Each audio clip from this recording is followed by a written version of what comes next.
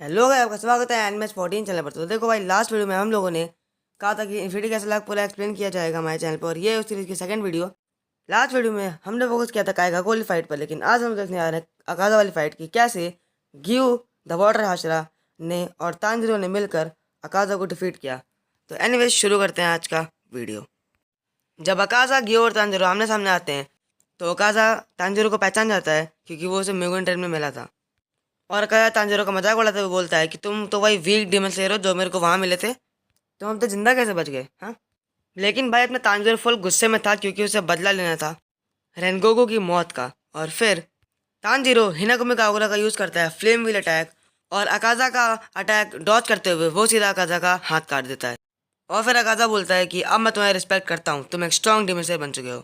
वैसे ये मूव देखकर तो ग्यू भी शॉक हो गया था।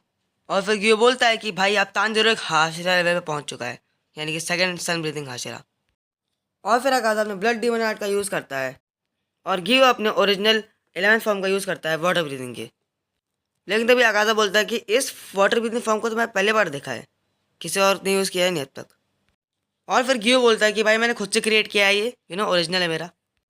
और फिर अकाजा अपने ब्लड डीमन आर्ट का यूज़ करता है और गिव को बहुत ज़्यादा दूर उड़ा कर फेंक देता है, और गिव बहुत दूर जाकर गिरता है, मतलब दिवाले वाले तोड़ के एकदम बहुत दूर जाकर गिरता है। और फिर शुरू होती है एक one on one battle Tanjiro versus Akaza की, लेकिन स्टिल इसमें अकाजा तांजिरो को डोमिनेट कर रहा था।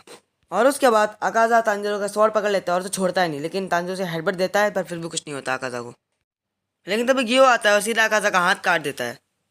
और फिर गियो अपने डीमन से मार्क अनलॉक कर लेता है और फिर अकाजा से उसकी फाइट शुरू हो जाती है। लेकिन तभी तांजिरो सोचता है कि भाई अकाजा तो तगड़ा लड़ कैसे रहा है, हम दोनों को डोमिनेट कर रहा है ये।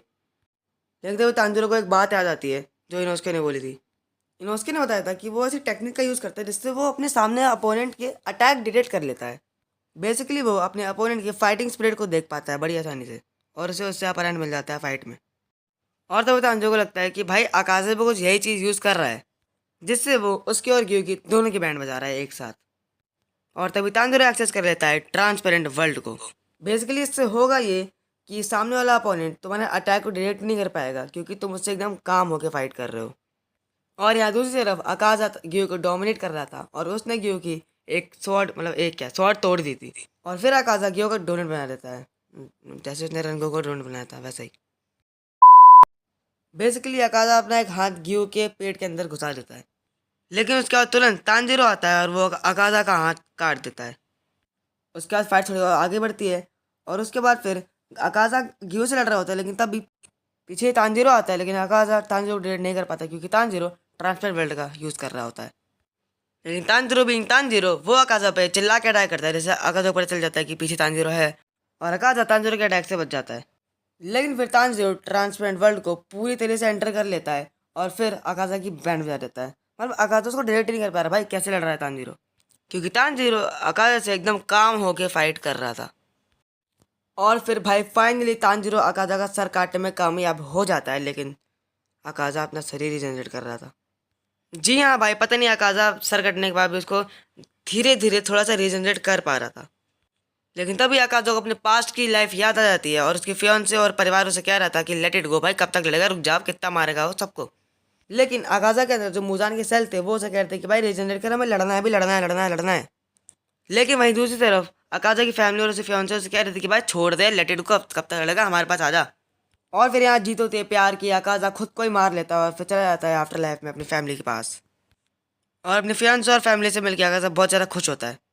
लेकिन दूसरी तरफ भाई तांजिरो और ग्यू की हालत बहुत ज़्यादा ख़राब हो चुकी थी। बट फाइनली वीडियो और फाइट यहीं ख़त्म होती है। मिलता हूँ नेक्स्ट वीडियो में। सब्सक्राइब कर दो भाई, प्लीज़ सब्सक्राइब कर दो भाई, प्लीज़ सब्सक्राइब कर दो। बहुत मेहनत लगी मेरे को, आधा घंटा लग गया रिकॉर्ड करने में। बट एनीवेज, मिलता हूँ नेक्स्ट वीडियो में। सब्सक्राइब कर दो ऐसी एनिमे वाली वीडियो देखने के लिए। और भाई नेक्स्ट वीडियो आएगी डोमा वाली फाइट पर, तो स्टे ट्यून्ड। Good bye.